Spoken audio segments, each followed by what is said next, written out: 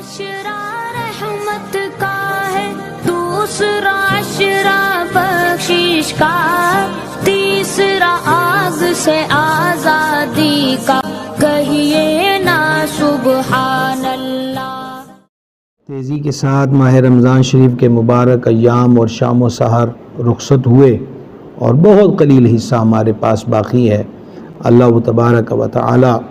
اپنے محبوب پاک علیہ الصلوۃ والسلام کے طفیل جو عبادات ہوئیں انہیں قبول فرما لے اور بقیہ لمحات کی قدر کی توفیق عطا فرمائے۔ ایک تو آج طاق رات ہے اور آپ جانتے ہیں کہ حدیث مبارکہ میں یہ مضامین ہیں کہ شب قدر رمضان المبارک کے آخری عشرے کی طاق راتوں میں فرمائے سے تلاش کرو۔ تو ایک تو کوشش یہ کی جائے کہ جو حضرات جاگتے ہیں تو وہ جاگنے کے معنی میں جاگیں، فضول کاموں سے اپنے آپ کو بچا کے رکھیں۔ عشاء پڑھ لی، تراویح پڑھ لی تو آرام کیا جائے، اور آرام کے بعد اٹھ کر سحری کے وقت وضو کر کے کم از کم 2 رکعتیں نماز تہجد کی ادا ہو جائیں، پھر سحری کریں اور پھر اس کے بعد نماز فجر با جماعت ادا کی جائے۔ حدیث پاک کا مفہوم ہے، صحیح مسلم کی حدیث ہے کہ جو عشاء با جماعت پڑھ کے سوئے اور صبح اٹھ کے فجر با جماعت پڑھ لے، اللہ تبارک و تعالی اسے ساری رات کی عبادت کا ثواب عطا فرماتا ہے۔ اگر کل چاند ہو گیا تو پھر آنے والی شب جو ہوگی وہ جسے چاند رات کہتے ہیں اسے لیلۃ الجائزہ کہا جاتا ہے، وہ بھی بڑی اہم ترین رات ہے۔ سنن ابن ماجہ میں حدیث ہے، سرور عالم شفیع اعظم صلی اللہ تعالی علیہ وآلہ وسلم نے ارشاد فرمایا، جس نے عیدین کی رات، یہاں 2 عیدوں کا تذکرہ ہے، ایک بڑی عید اور دوسری عید الفطر، عید الضحیٰ اور عید الفطر، ان کی راتوں میں طلب ثواب کے لیے قیام کیا۔ شب قدر کے ضمن میں بھی ہم عرض کر چکے تھے کہ احادیث مبارکہ میں جہاں رات کے قیام کا ذکر آئے تو مراد اس سے نوافل کی ادائیگی ہے، اور یہاں ہے طلب ثواب کے لیے، جس نے ان راتوں میں یعنی عید الفطر کی چاند رات اور وہاں 10 تاریخ کو بڑی عید ہم ادا کرتے ہیں تو وہ 9 تاریخ گزار کے 10ویں شب، تو جس نے ان راتوں میں طلب ثواب کے لیے قیام کیا، اس دن اس کا دل نہیں مرے گا جس دن لوگوں کے دل مر جائیں گے۔ دل کی موت بڑی بھیانک ہوتی ہے، وجود پر موت طاری ہو تو بدن مرتا ہے، دل مر جائے تو سمجھے ہر چیز ختم ہو گئی۔ تو اس کے تحت محدثین نے مختلف اقوال جو ہیں وہ درج فرمائے ہیں کہ اس سے کیا مراد ہے۔ تو اس سے مراد یہ بھی ہے کہ بندہ کفر پر نہیں جائے گا، اس کا دل زندہ رہے گا، اور دل کی زندگی یہی ہے کہ دل مولا تعالیٰ کی یاد کی میں مشغول اور مصروف رہے۔ اسی طرح امام منذری رحمہ اللہ نے الترغیب و ترہیب کے اندر ایک حدیث نقل کی جس کے راوی سیدنا معاذ بن جبل رضی اللہ تعالیٰ عنہ ہیں کہ جو 5 راتوں میں شب بیداری کرے اس کے لیے جنت واجب ہو جاتی ہے۔ 5 راتوں میں جو شب بیداری کرے، ایک ذوالحجہ شریف کی 8ویں 9ویں اور 10ویں رات، یہ 3 راتیں ہو گئیں، ذوالحجہ کی 8ویں رات، 9ویں رات اور 10ویں رات، اور چوتھی عید الفطر کی رات، وہی جس کو ہم چاند رات کہتے ہیں، اور 5ویں شعبان المعظم کی 15ویں رات جسے شب برات کہا جاتا ہے۔ اس پہ غور کرنا چاہیے کہ یہ جو لیلۃ الجائزہ ہے، آقا و مولا صلی اللہ تعالی علیہ وآلہ وسلم نے ارشاد فرمایا کہ جب یہ رات آتی ہے یعنی چاند رات تو اللہ تعالیٰ فرشتوں سے فرماتا ہے کہ جس نے کام پورا کیا اس کو کیا دینا چاہیے، تو فرشتے عرض کرتے مولا اسے مزدوری پوری ملنی چاہیے، تو رب تعالیٰ فرماتا ہے جس نے ماہ رمضان کے روزے رکھے گواہ ہو جاؤ میں نے اس کی بخشش فرما دی ہے۔ تو وہ رات بھی بخشش کی رات ہے، عنایات و نوازشات کی رات ہے۔ تو ہلڑ بازیوں یا بازاروں کا رش بڑھ جائے اور معاذ اللہ بد نگاہی کا سامان اور جو کچھ ہوتا ہے وہ ہماری نگاہوں کے سامنے ہے، معاشرے کے اندر جو کچھ چاند رات میں، اب پہلے تو رمضان شریف کا ادب رہا، اور جیسے ہی چاند رات آئی تو ڈیک اٹھائے اور چوکو چراہوں میں لگائے اور گانے بجائے کہ جو نہیں بھی سنتا اس کو بھی سنائیں، اور کوئی آس پاس میں مریض ہو تو اس کو بھی جگائیں اور تکلیف پہنچائیں۔ تو یہ رات اس کام کے لیے نہیں ہے، یہ ذکر اذکار کے لیے، خصوصاً معتکفین حضرات جن کو 10 دن اللہ تعالیٰ کے دربار میں مسجد پاک میں حاضری کا شرف حاصل رہا، ان کے لیے بھی آزمائش ہے۔ بہت ساری چیزوں کی ضرورت ہوگی جس کے لیے بازار جانا ہوگا، اپنے آپ کو بچائیں، ایسا نہ ہو کہ چند گھڑیوں میں ہی 10 دن کی محنت جو ہے اس کو ضائع ہو، برباد کر لیا جائے۔ اس کے بعد پھر عید کا دن ہے۔ اسی الترغیب و ترہیب کے اندر یہ حدیث پاک ہے، سیدنا عبداللہ ابن عباس رضی اللہ تعالیٰ عنہما نے اس کو روایت کیا کہ اسے لیلۃ الجائزہ کہتے ہیں۔ اور پھر عید کے دن کے لیے فرمایا کہ جب عید کی صبح ہوتی ہے تو اللہ تعالیٰ کے معصوم فرشتے جو ہیں اللہ تعالیٰ کے حکم سے تمام شہروں میں آتے ہیں، اور وہ فرشتے جب زمین پر آتے ہیں تو سب گلیوں اور راہوں کے سروں پر کھڑے ہو جاتے ہیں اور اس طرح ندا دیتے ہیں، اے امت محمد صلی اللہ تعالیٰ علیہ وآلہ وسلم، اس رب کریم عز و جل کی بارگاہ کی طرف چلو جو بہت زیادہ عطا کرنے والا اور بڑے سے بڑا گناہ معاف فرمانے والا۔ یہ خطاب عید والے دن فرشتے چوکوں چوراہوں میں کھڑے ہو کر کرتے ہیں۔ پھر اللہ تبارک و تعالی اپنے بندوں سے یوں مخاطب ہوتا ہے، عید کیسے گزاریں؟ تو یہ عید کا جو اول حصہ ہے نماز فجر کے بعد کا جو عید کا ہے، اس کو آپ اندازہ کر لیں کہ یہ دن کتنا اہم اور قیمتی ہے کہ پہلے تو فرشتے کہتے ہیں اللہ تعالیٰ کے فضل کی طرف چلو، اور پھر اللہ تعالیٰ اپنے بندوں سے یوں مخاطب ہوتا ہے، اے میرے بندو مانگو کیا مانگتے ہو، میری عزت و جلال کی قسم آج کے روز اس نماز عید کے اجتماع میں اگر تم اپنی آخرت کے بارے میں سوال کرو گے تو وہ میں پورا کروں گا، اور جو کچھ تم دنیا کے بارے میں مانگو گے تو میں اس میں تمہاری بھلائی کی طرف نظر فرماؤں گا، کیونکہ ہم نادان لوگ ہیں اور بسا اوقات وہ مانگ بیٹھتے ہیں جو ہمارے فائدے میں نہیں ہوتا۔ تو اللہ تعالیٰ فرماتا ہے آخرت کی بات مانگو گے، آخرت میں کیا ہے مولا؟ نیکیوں والا پلڑا بھاری ہو، نامہ اعمال دائیں ہاتھ میں ملے، پل صراط پہ آسانی سے گزر جائیں، سید عالم شفیع اعظم صلی اللہ تعالیٰ علیہ وآلہ وسلم کی روز حشر شفاعت نصیب ہو جائے، جنت میں حضور نبی کریم علیہ الصلوۃ والتسلیم کا قرب،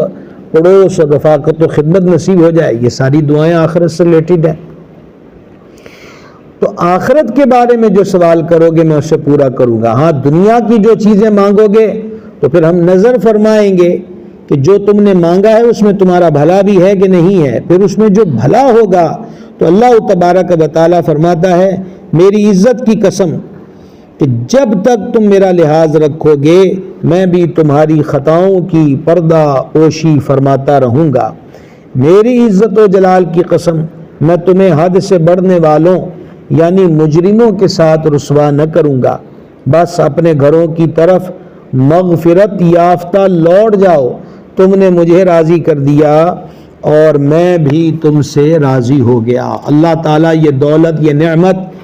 اپنے محبوب کے صدقے ہم سب کو عطا فرمائے کہ ہمارا رب ہم سے راضی ہو جائے۔ تو عید کا دن اتنا بڑا اہم ترین دن ہے کہ عام بخشش کا اعلان ہے، دعاؤں کی قبولیت کا دن ہے اور آخرت کے معاملے کی دعاؤں کی قبولیت کا دن ہے۔ تو پھر ہمیں یہ کیسے گزارنا چاہیے چیز آپ کے سامنے ہم نے حدیث کی صورت میں رکھ دی، اس پہ غور کیجئے گا۔ امام محمد غزالی رحمۃ اللہ علیہ نے مکاشفۃ القلوب کے اندر اسے نقل کیا کہ سیدنا وہب بن منبہ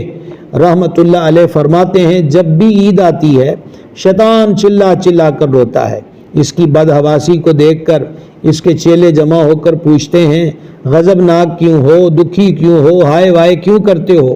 وہ کہتا ہائے افسوس، اللہ تعالیٰ نے آج کے دن امت محمد صلی اللہ تعالیٰ علیہ وآلہ وسلم کو بخش دیا ہے، لہٰذا تم انہیں لذات اور نفسانی خواہشات میں مشغول کر دو۔ یہ جو روایت حضرت وہب بن منبہ سے ہے، اس سے معلوم ہوا کہ عید والے دن وہ جکڑا ہوا شیطان اس قدر بپھرا ہوا کھلتا ہے کہ وہ مسلمانوں کو سحری میں بخشش، افطاری میں بخشش، روزے کی حالت میں بخشش، دعاؤں کی قبولیت، پہلے 10 دن رحمت کے، دوسرے 10 دن مغفرت کے، تیسرا عشرہ جہنم سے آزادی کا، جمعے کی گھڑی گھڑی میں بخشش اور کرم کی برکھا برس رہی ہے۔ تو رمضان پورے کا پورا ہی خیر ہے، تو اس قدر جھولیوں کو بھرا ہے اور اب وہ کھلا ہے تو اسے اس بات کا غصہ ہے کہ ساری امت کو اس قدر بخشش کی خیرات مل گئی، لہٰذا ایک ہی دن میں سب پر پانی پھیرا جائے، تو اس کا حل کیا ہے کہ ان کو لذات اور نفسانی خواہشات میں مشغول کر دیا جائے۔ دیکھنے میں یہ آتا ہے کہ اچھے بھلے نمازی بھی نماز عید کے دن نماز کو قضا کر بیٹھتے ہیں۔ دیکھیے نماز کو قضا کرنا کتنا بڑا گناہ ہے، اور وہ بھی نمازی جو روٹین وائز نمازی ہیں وہ بھی بھول بھلائیوں میں گم ہو کر اس کو قضا کر دیں۔ تو سب سے پہلے جہاں ہم نے فجر پڑھنی ہے انشاءاللہ عید کے دن، پھر نماز عید کو پڑھنا ہے، اس کے ساتھ عید والے دن یہ ضرور کرنا ہے کہ کوئی نماز جو ہے وہ قضا نہ ہو۔ پھر اس کے ساتھ ساتھ عید والے دن کے لیے بہت سے حسین اقوال و ارشادات ہیں۔ امیر المومنین امام الواصلین شیر خدا مشکل کشا سرکار علی المرتضیٰ کرم اللہ تعالی وجہ الکریم فرماتے ہیں کہ جس دن کوئی گناہ نہ ہو وہ دن عید کا دن ہے۔ یہ آپ کا قول مبارک امام ابو طالب مکی رحمہ اللہ نے قوت القلوب کے اندر لکھا۔ آپ دیکھیں عید کا کتنا حسین تصور ہے۔ میرے شیخ کریم، میرے مرشد و مربی حضور سیدی و سندی آقائی و ملجائی ابو الفضل حضور سیدی و سندی پیر محمد عبد الرشید قادری رضوی قدس سر العزیز نائب محدث اعظم پاکستان، جو فیض یافتہ ہیں قطب زمن اور مظہر فیوزات گنج بخش اور قاسم فیضان غوث اعظم سرکار سیدی ابو الفضل محمد سردار احمد قادری رضوی چشتی محدث اعظم پاکستان رحمۃ اللہ علیہ سے، تو جب عید کی نماز شیخ کریم کے حضور ادائیگی کا شرف نصیب ہوتا تھا تو آپ عید کے اجتماع میں فرماتے تھے وہ دن عید کا دن ہے جس دن کوئی گناہ نہ ہو، وہ دن عید کا دن ہے جس دن خاتمہ ایمان پر ہوا، اور وہ دن عید کا دن ہے جب قبر کے سوالات کے صحیح جوابات دے دیے، وہ دن عید کا دن ہے جس دن نامہ اعمال دائیں ہاتھ میں ملے، وہ دن عید کا دن ہے جب پل صراط سے بحفاظت و آسانی گزر کر جنت میں داخل ہو جائیں، وہ دن عید کا دن ہے کہ جس دن سرور عالم علیہ السلام کی بارگاہ اقدس مدینہ منورہ روضہ انور پر حاضری نصیب ہو جائے، اور وہ عیدوں کی عید ہے جس دن سلطان عرب و عجم سرور عالم صلی اللہ تعالیٰ علیہ وآلہ وسلم کا دیدار نصیب ہو جائے۔ اللہ تعالیٰ یہ تمام عیدیں اپنے محبوب پاک علیہ السلام کے طفیل ہمیں نصیب فرمائے۔ عید والے دن خوشی کا اظہار کرنا چاہیے، اس میں کوئی حرج نہیں ہے۔ عید والے دن نئے کپڑے یا صاف کپڑے پہننے چاہیے۔ عید والے دن جب عید پڑھنے کو جائیں تو کچھ نہ کچھ کھا لیا جائے، میٹھا کھا لیا جائے۔ آقا علیہ السلام کے معمولات شریفہ کا حصہ ہے کہ کھجور تناول فرما کے کریم تشریف لے جاتے، ایک راستے سے جانا اور دوسرے راستے سے آنا، یہ بھی حضور علیہ السلام کے معمولات اقدس کا حصہ ہے۔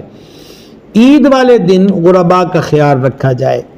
جیسا کہ کل بھی میں نے گزارش کی تھی کہ فطرانہ جو ہے اس کو غریبوں کی عید فرمایا گیا۔ فطرانے کی اتنی مقدار نکالیں، گندم سے ایک سٹیپ آگے بڑھیں، اور جو کی صورت میں جو سے ایک قدم آگے بڑھیں، کشمش کی صورت میں کھجور، اور کھجور میں ایک سٹیپ آگے لیں عجوہ کھجور کی صورت میں، اور اسی طریقہ کے ساتھ پنیر بھی اس کے اندر شامل ہے۔ تو یعنی جتنی وسعت ہو، زیادہ سے زیادہ جس میں غریبوں کا بھلا ہو، اتنی ہی کوشش کر کے ان حضرات کو عید والے دن ان کی ہیلپ کی جائے۔ اچھے اچھے کھانے گھر میں بنے ہیں، بہت اچھی بات ہے۔ کوشش کریں کہ گلی محلے کا ایک گھر کم از کم جو مفلوق الحال ہیں اور جن کے پاس اتنی گنجائش اور وسعت نہیں ہے، تو ایک ڈونگا بھی سالن کا اگر ان کو بھیج دیا جائے جو میٹھا بنا ہے، وہ بلکہ پکائیں ہی اس نیت کے ساتھ کہ کسی کو ساتھ شامل کرنا ہے، انشاءاللہ نیت کا اجر بھی ملے گا، پھر اس کے پریکٹیکل پر الگ الگ اجر ملے گا، اور انشاءاللہ عز و جل برکت ہوگی۔ اور ابھی کرنے کے کام یہی ہے کہ اپنی حلال آمدن سے وہ بے شک ایک گھر کی اداسی اور پریشانی کو دور کر لیں، کہ جن گھروں کے اندر بالکل روپیہ پیسہ نہیں ہے اور وہ اس سوچ بچار میں کہ ہم عید والے دن بھی کیا کھائیں گے، کیا پکائیں گے، وجہ یہ ہے کہ ہماری سوچیں وہ نہیں ہیں جو ان کاملین کی تھیں۔ آپ اندازہ کیجئے کہ عید والے دن امیر المومنین مراد رسول کریم سیدنا عمر بن خطاب فاروق اعظم رضی اللہ تعالی عنہ، ان کے صاحبزادے زیارت کو آتے ہیں، تو صاحبزادے نے جو قمیص پہنا ہوا ہے وہ پیوند زدہ ہے۔ سرکار سیدنا فاروق اعظم رضی اللہ تعالیٰ عنہ کی آنکھوں میں نمی آئی۔ صاحبزادے نے سبب پوچھا، فرمایا شاید تمہارے دل میں آیا ہو کہ میں امیر المومنین کا بیٹا ہوں، لیکن میرے پاس عید والے دن بھی نئی قمیص نہیں۔ آخر تربیت حضرت امیر المومنین کی تھی، صاحبزادہ امیر المومنین کا ہے، اور امیر المومنین تصوف کے بادشاہ ہوئے۔ تو صاحبزادے نے عرض کی، یہ فرمائیے کہ آپ مجھ سے راضی ہیں؟ فرمایا میں راضی ہوں۔ تو عرض کیا پھر کپڑے نئے ہو یا پرانے اس کی فکر نہیں ہے، جس سے اس کا باپ راضی ہو، حدیث میں ہے کہ اس کا رب بھی اس سے راضی ہوتا ہے۔ تو جب آپ راضی ہیں تو میرا رب بھی مجھ سے راضی ہے، تو مجھے ان پیوند زدہ کپڑوں میں کوئی کسی قسم کی ہچکچاہٹ اور پریشانی نہیں ہے۔ یہ تصور بڑے لوگوں کے تصور ہیں کہ عید کو وہ کس معنوں کے اندر لیتے ہیں۔ خیر، تو عرض یہ کر رہا تھا کہ ہو سکے تو کسی ایک گھر کی جو غموں کے اندھیرے ہیں اس میں اگر خوشی کا چراغ روشن کر سکتے ہیں تو ضرور کریں۔ انشاءاللہ عز و جل نیت حسن ہو، مال پاک ہو تو دنیا میں بھی خیر نصیب ہوگی اور آخرت میں بھی انشاءاللہ تعالی خیر نصیب ہوگی۔ مصافحہ کرنا، گلے ملنا یہ ہمارے معمولات کا حصہ ہے۔ اس کی ضمن میں ایک اور حرکت بھی ہے جو اب آپ یوں کہہ لیے فلموں ڈراموں کی وجہ سے پروان چڑھ چکی ہے۔ وہ یہ ہے کہ گھروں کے اندر اب بیٹیاں، بہویں، بہنیں یہ مل کر بھی گھر کے جو افراد، مثلا گھر کا باپ ہے، بھائی ہے اور دیور حضرات ہیں، تو اب ایک قدم آگے ہو لیے ہیں کہ مصافحہ کیا جاتا ہے۔ ہمارے آقا و مولا صلی اللہ تعالیٰ علیہ وآلہ وسلم نے کبھی کسی عورت سے مصافحہ نہیں کیا۔ ام المومنین سرکار صدیقہ رضی اللہ تعالیٰ عنہ فرماتی ہیں کہ آقا علیہ الصلوۃ والسلام جب بیعت کرتے عورتوں کو، کبھی بھی عورت کا ہاتھ اپنے دست اقدس میں لے کر مرید نہیں کیا، بیعت نہیں کیا۔ تو اس لیے یہ طریقہ کار انتہائی بےہودہ طریقہ ہے کہ اب یہ ہاتھ کو آگے بڑھا کر اب سلام لیا جا رہا ہے، عید مبارک، عید مبارک۔ یہ طریقہ کار اس کو خدا کے لیے رواج نہ دیں۔ یہ ایک تہذیبوں کا فقدان، نقصان، اور نہ جانے پھر اس سے آگے بات کہاں سے کہاں چلی جائے گی۔ اور ویسے بھی غیر محرم سے ہاتھ ملانا وغیرہ یہ تمام امور کسی صورت بھی جائز نہیں ہے۔ تو عید والے دن یہ افعال کر کے غضب الہی کو دعوت نہیں دینی چاہیے۔ پھر اس کے بعد عید والے دن ہمارے شیخ کریم قدس سر العزیز فرماتے تھے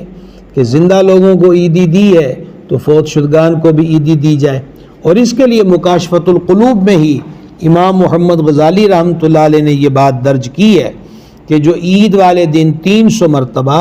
سبحان اللہ و بحمدہ، سبحان اللہ و بحمدہ 300 مرتبہ پڑھے، اور جتنے فوت شدگان کو ایصال ثواب کرے گا، اللہ تعالی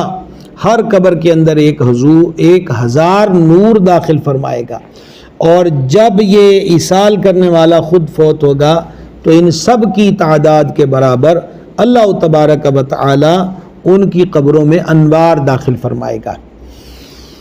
عید کے بارے میں ہمارے ہاں ایک چیز چلتی ہے کہ گھر میں کوئی والد، والدہ، عزیز رشتہ دار فوت ہو جائے تو پہلی عید پر کہتے ہیں کہ اس پہ سوگ ہے۔ یاد رہے، سوگ ہمارے دین میں 3 دن ہے۔ عورت کے لیے جس کا شوہر فوت ہو جائے 4 ماہ 10 دن ہے۔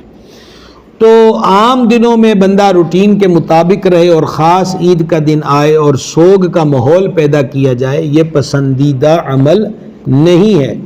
اعزا اقربا رشتہ دار وہ آتے ہیں اور اس دن آ کر پہلی عید پر پرسہ دینا، تسلی دینا، میل ملاقاتیں کرنا، تو اس میں بھی غم تازہ کرنے کی کیفیت نہیں ہونی چاہیے۔ دل جوئی کے لیے کو آئے تو آئے، لیکن یہ ہے کہ آنا اور باقاعدہ پھر رونے کا آغاز کرنا، اور اگر کسی کے زخم بھر چکے ہیں تو پھر ان زخموں کو تازہ کرنا اور اس غم کو تازہ کرنا، یہ پسندیدہ عمل نہیں ہے۔ نہ یہاں کوئی سوگ کا دن ہے، سوگ 3 دن ہے وہ ہو چکا، عورت کے لیے 4 ماہ 10 دن ہے، اگر وہ بھی ہو چکا تو اب یہ ایسے معاملات اور ایسی رسموں کو چلتی تو آ رہی ہیں، لیکن اب انہی کو فالو کرتے رہیں گے آخر کب تک؟ یہ تو رہا عید والے دن اس طرح کا اظہار۔ بعض لوگ تو قربانی واجب ہونے کے باوجود بڑی عید آ جائے، مثلا ابھی کو گھر کا بڑا چھوٹا فوت ہوا تو نے کہا جی وہ ہمارا فوت ہوا ہے تو اب پہلی عید آئی ہے، 80 عید کی قربانی نہیں کی تھی۔ یا رب یا رب یا رب، آپ غور کریں کہ قربانی کا اس فوتگی کے ساتھ کیا لنک ہے۔ اگر قربانی واجب تھی تو واجب کا ترک گناہ ہے، بلکہ فوت شدہ گھر میں کوئی فرد فوت ہوا ہے، اب والد فوت ہو گیا تو بیٹے پہ قربانی واجب ہے، شرطیں پائی جا رہی تو وہ کرے، اس کے پاس تو موقع ہے کہ اپنی طرف سے قربانی کرے، اصالِ ثواب فوت شدہ والد یا والدہ کو کر دے، یا بھائی یا بیٹا یا کوئی بھی عزیز گھر کا فوت ہوا ان کو اصالِ ثواب کر دیں۔ تو یہ تصور بھی عیدوں میں ہمارے ہاں بڑھتا گیا کہ انہوں نے کہا جی پہلی عید آئی ہے یہ بقرہ عید، اس لیے ہم نے قربانی نہیں کی فوتگی کی وجہ سے۔ تو یہ بات بھی درست نہیں ہے، قربانی واجب ہے۔ نبی کریم صلی اللہ تعالیٰ علیہ وسلم نے فرمایا، مفہوم حدیث پیش کر رہا ہوں، جو استطاعت کے باوجود قربانی نہ کرے وہ ہماری عیدگاہ کے قریب نہ آئے۔ لہٰذا اچھے کام کو ترک نہ کیا جائے بلکہ بری رسم کو ترک کیا جائے، برے انداز اور غلط اور عبث اور بیکار کاموں کو ترک کرنا چاہیے۔ یہ کچھ باتیں تھیں جن گھروں کے اندر کچھ ماہ پہلے یا سال پہلے یا 8 ماہ پہلے فوتگی ہوئی ہوتی ہے تو وہاں یہ عیدوں کے متعلق اس قسم کے جو تصورات ہیں۔ ایک قدم آگے بڑھیے، عید کیسے گزارے؟ حضرت ذوالنون مصری رحمہ اللہ بڑے بلند پایا اللہ تعالیٰ کے ولی گزرے ہیں، انہوں نے خواہشات نفسانیہ پہ روک لگا کے رکھی، لذیذ کھانوں کا ترک کر دیا، سوکھی روٹی، سادہ روٹی، اور وہ بھی ہماری طرح نہیں ہے کہ کئی مرتبہ کھانی ہے، ضرورت کے چند نوالے لیتے تھے، لذیذ کھانوں کو ترک کر دیا۔ اب چاند رات آ گئی، مریدوں نے عرض کیا حضور کل تو اجازت دے دیں کہ ہم آپ کے لیے کوئی اچھا سا کھانا بنا دیں۔ تو حضرت ذوالنون رحمہ اللہ نے فرمایا کہ میں اپنے نفس سے ایک ایگریمنٹ کروں گا، اگر تو وہ اس میں صحیح چلا تو پھر کل لذیذ کھانا کھائیں گے۔ ایگریمنٹ کیا ہے کہ عید کی چاند رات میں 2 رکعتوں میں ایک قرآن پاک پڑھوں گا، اگر میں صحیح توجہ خشوع اور خضوع سے پڑھ گیا، نفس و شیطان نے مجھے سستی نہ دلائی، غافل نہ کیا، تو پھر کل ہم لذیذ کھانا عید والے دن کھائیں گے۔ چنانچہ حضرت نے 2 رکعتوں میں پورا قرآن پڑھا، عید پڑھی، مرید کھانا لائے، حضرت نوالا منہ کے قریب لائے تھے کہ رکھ دیا۔ اب کہا اب کیا ہوا؟ فرمانے لگے ایسا ہے کہ جیسے نفس قہقہے مار کے ہنس رہا ہے کہ میں 20 سال بعد تو کامیاب ہو ہی گیا، میں اس کو کامیاب نہیں ہونے دوں گا۔ تو پھر اس کے بعد ایک رئیس شہر آیا، وہ کھانے پکے ہوئے تھے، کہا مجھے رات سرور عالم علیہ السلام کی زیارت نصیب ہوئی ہے، اور فرما قیامت میں بھی دیدار میرا چاہتا ہے،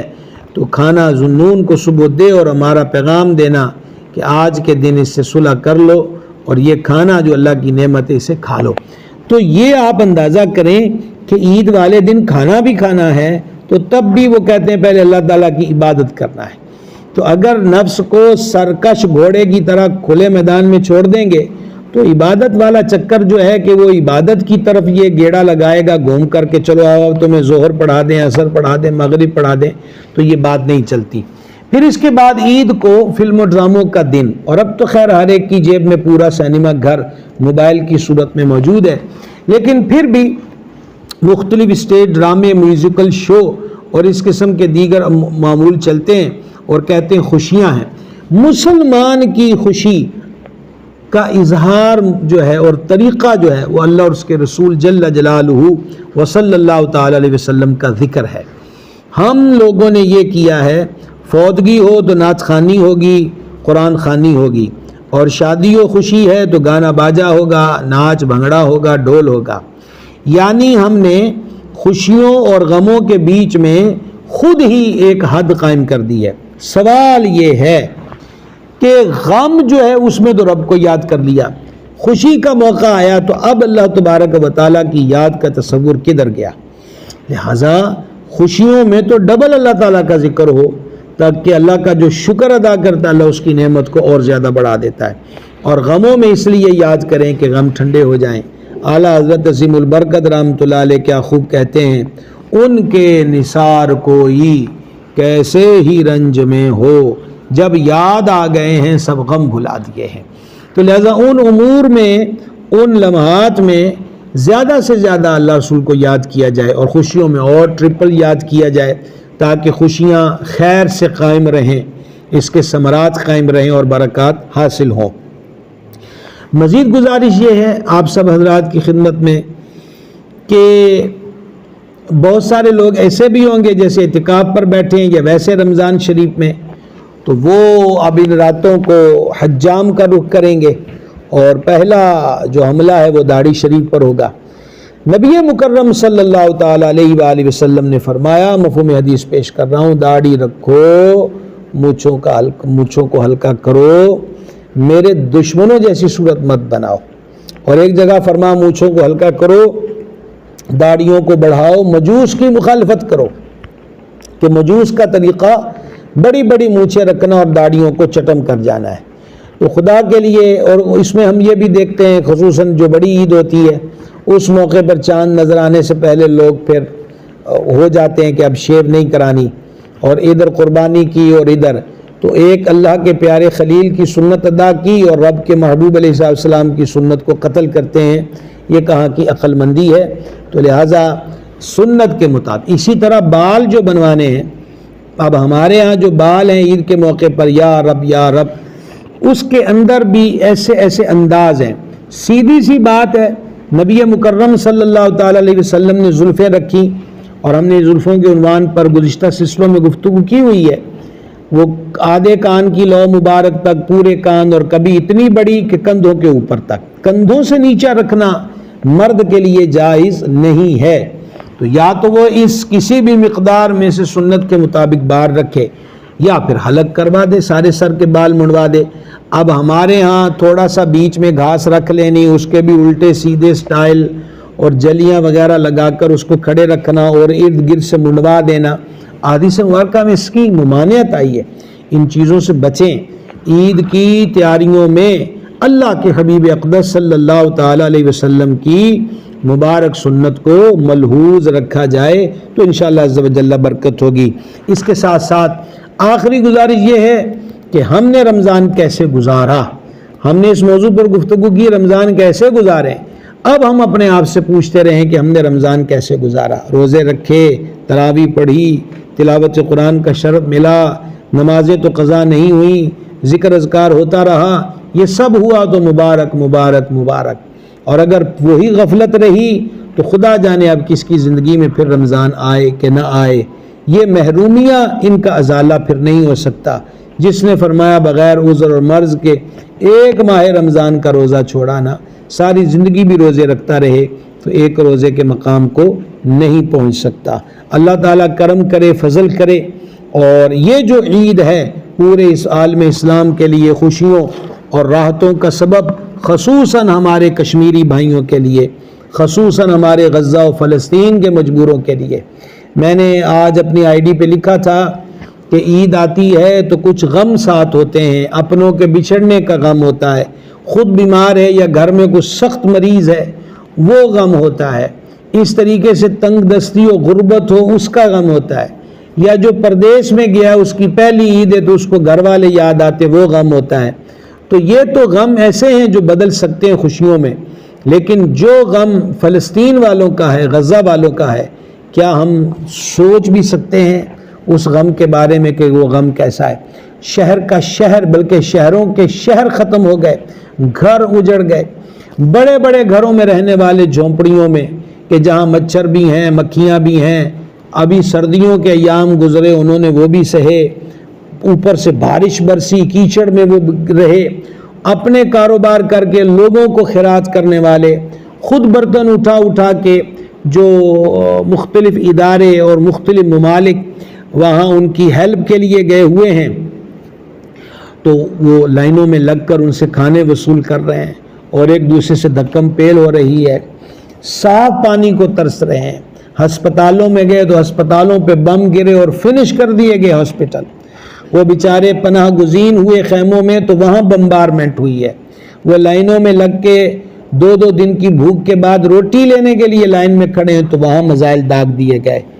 ہمارے کتنے بھی دکھ ہوں فلسطین والوں کے دکھوں سے کبھی بڑھ کر نہیں ہو سکتے۔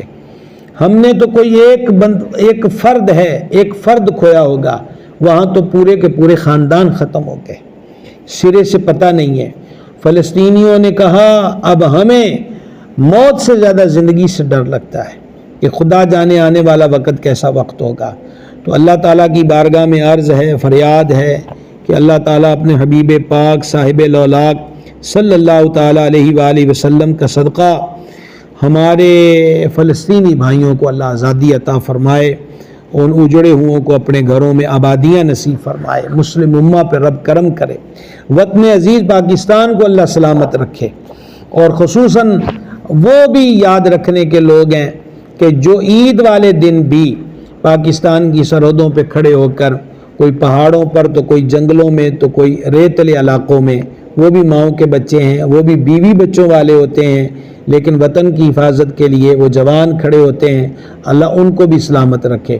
اسی طرح مختلف یہ عید پڑھنے ہم آتے ہیں تو دیکھتے نہیں، عید والے دن بھی پولیس والے حضرات کی ڈیوٹیاں عید گاہوں پہ لگی ہوتی ہیں، وہ اس دن بھی ڈیوٹی دے رہے ہوتے ہیں، ملازمت ہوتی ہے۔ تو کوشش کریں جو ایسے افراد ہوتے ہیں ان سے بھی پیار محبت سے مل لیا کریں، اور رشوت کا ذہن نہ ہو تو ایسے ڈیوٹیاں دینے والے کو بلدیہ کے لوگ ڈیوٹیاں دے رہے ہیں صفائیوں پر، یا دیگر افراد ہیں کہ یعنی جو اس دن بھی عید کے دن بھی اپنی ڈیوٹیوں پہ ٹریفک والے لگے ہوئے ہیں، تو ان کو بھی عید کی خوشیوں میں ضرور شامل کر لیا کریں۔ انشاءاللہ نیت حسن ہوگی تو برکت بھی حاصل ہوگی۔ اللہ جل مجد الکریم رحم فرمائے اور فضل